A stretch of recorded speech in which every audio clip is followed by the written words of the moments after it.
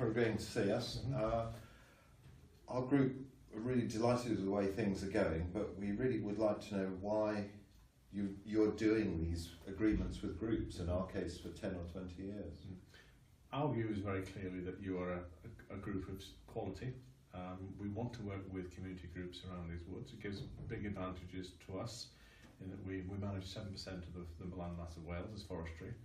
This is a very special bit of woodland. I think you are a very special group of people.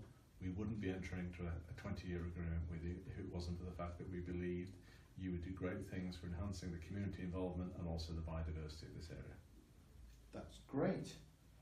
And what will NRW get out of an agreement with us? Well, part of what we're doing is to do with what we do as an organisation, which is working with partners to make sure we deliver the agenda of Welsh Government through the new legislation, the Wellbeing for Future Generations Act, and the Environment Act. That's going to change everything. That will change everything. It's a big game changer. Woodlands and You is a programme that's been going for some while.